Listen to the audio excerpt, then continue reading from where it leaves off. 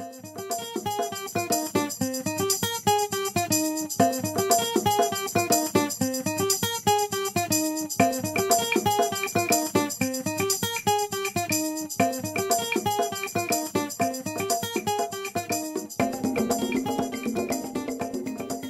JPTNation and everyone else in between, I am Journals. Thank you for tuning into my channel today. I'm coming to you with a journal time, which is my version of a story time. So get comfortable and get ready to listen to a page from my journal. So this is another teacher story, except I wasn't exactly teaching, I was leaving work. So before I get into the story, I want to first describe to you the scenery so you get an idea of what I was walking through and what I was standing in as what happened to me happened to me. So as you guys know, I used to live in Gongju, which is kind of like on the west coast of South Korea. So in my school, I mean, if you Google the city, it looks pretty built up. I mean, there's buildings and all of this stuff, but there are some areas that aren't built up and they're really rural, and that's where I worked. My school is buried in the middle of like, well, it's surrounded by like cornfields, and on the outskirt of the cornfields there are like bushes and trees, and there's like a little walkway, a path that you can walk on as you have the trees and bushes on the sides of you to get to where you need to go. So you can follow this path to get to the school, and you can follow this path to get down to the main road to catch the bus stop, to catch the bus. And so this is where I was walking when I was leaving school to get to the bus stop. I will include a picture so you can see what my journey is like.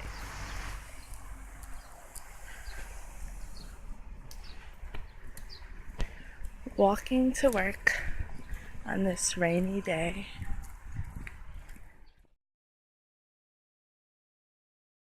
So I walk down the path and I walk toward the bus stop, and I see one of my students with a friend, and they're there by the bus stop, and they're kind of like looking up at the tree. And I don't know, at that time I didn't know if they had just got done like trying to throw something up there or what, but it looked like something was going on between the both of them and this tree. But again, um, I've these are my students. I see them outside in nature and doing all types of stuff. The story with the bats. So I'm just like, okay, maybe they're trying to get something, right? At this point, stuff like that is not weird to me. I'm like, maybe they're trying to get an animal. Maybe, so, I don't know, but I'm just minding my business. So I get to the bus stop and they don't really say anything to me, not even my student. But again, that's how it is sometimes.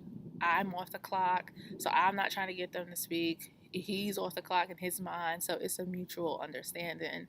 So they start to like walk away and stand like on the other side of the path, which isn't unusual because some kids, they stand there sometimes if it's too crowded by the bus stop. Now at this point it's only me, but I'm not offended if they don't want to stand next to me, because like I get it, like I'm the teacher. You're off the clock in your mind.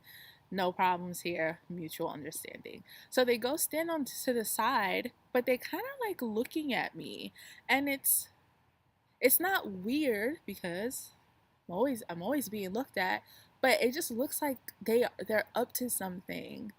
And I didn't know what it was, but I had just got there, so I knew it couldn't have involved me.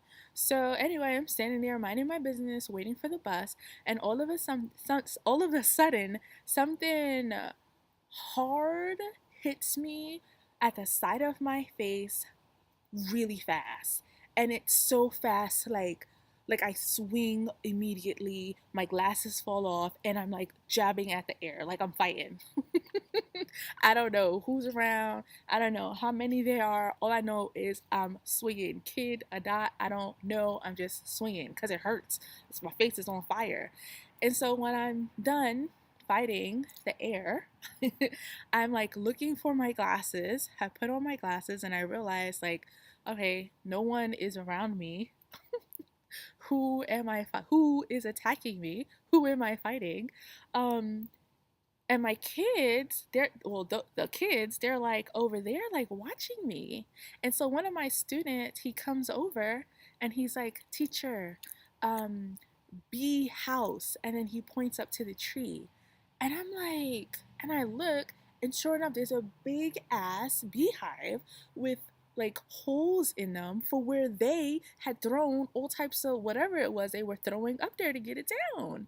And I guess they had left by the time the bees realized what was happening and took their aggression out on me. And the side of my face just looked all crazy because they had attacked me instead of them.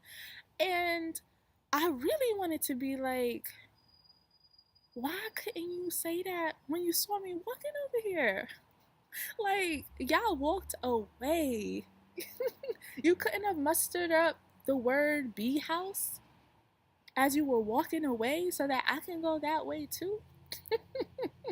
But such is life in Korea, right? When you just gotta roll with the punches. So I just like held the side of my face and looked up and was like, oh, thank you for telling me. So late. And, the bus came, we got on the bus, and that was it. And a few days later, the same bus stop, because there's nowhere else to catch the bus, there was another teacher. She wasn't there often. She did work at my school, but she didn't work there often, and we didn't speak because sometimes that happens in Korean schools, whether it be public, private, whatever the case.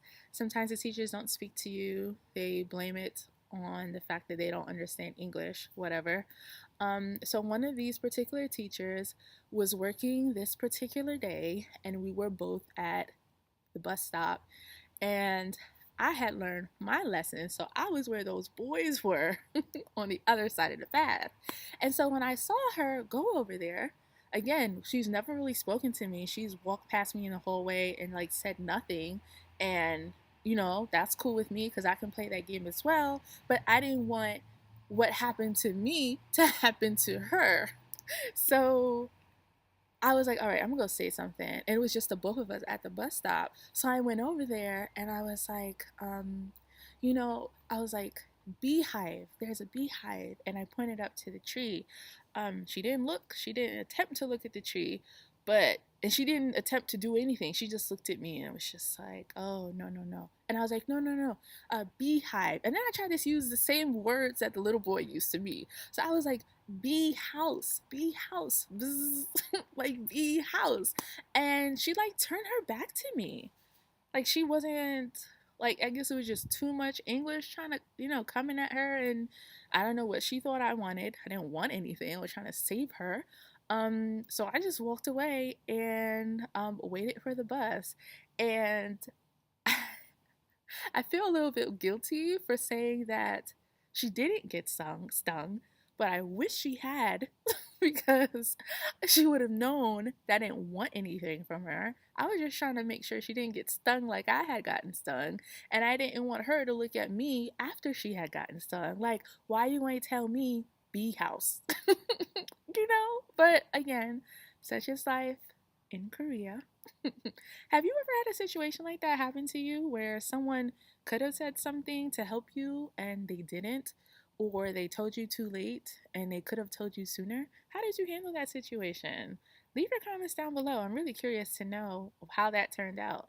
Thank you so much for watching. I hope you enjoyed this video and found it entertaining. See you next time.